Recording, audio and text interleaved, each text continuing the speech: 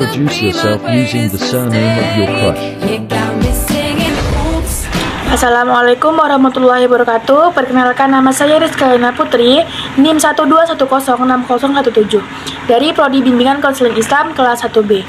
Di sini saya akan menjelaskan tentang manfaat dari mempelajari bahasa Indonesia. Sebelumnya, bahasa Indonesia adalah bahasa resmi Negara Kesatuan Republik Indonesia dan sebagai rakyat Indonesia tidak hanya menjadikan bahasa Indonesia sebagai sebuah alat komunikasi semata, melainkan sebagai identitas negara yang diakui oleh undang-undang. Bahasa Indonesia mengajarkan bagaimana cara berbahasa dan bertutur kata yang baik dan benar. Selain itu, juga dapat menumbuhkan rasa kesopanan santunan.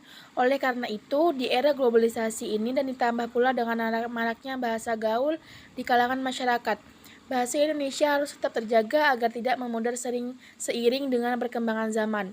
Manfaat yang diperoleh ketika mempelajari bahasa Indonesia, yang pertama adalah lebih tahu tentang penempatan tanda baca, yang kedua huruf kapital yang sudah mulai teratur, yang ketiga sudah mulai terbiasa untuk menulis suatu karangan, yang keempat sudah bisa menyesuaikan kata depan.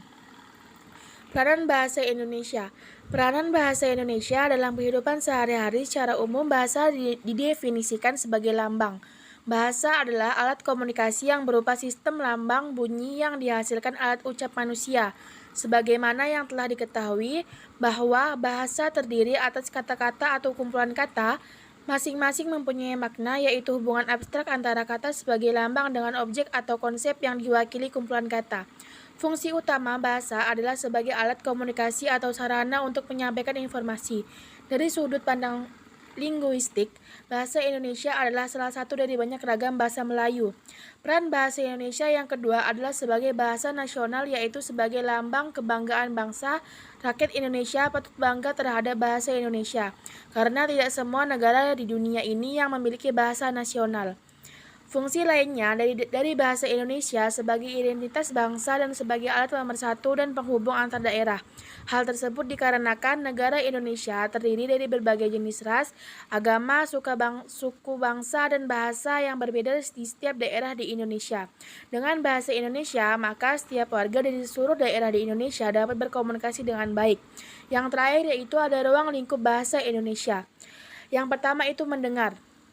Mendengar itu seperti memahami wacana lisan berbentuk perintah, penjelasan, petunjuk, pesan, pengumuman, berita, deskripsi sebagai peristiwa.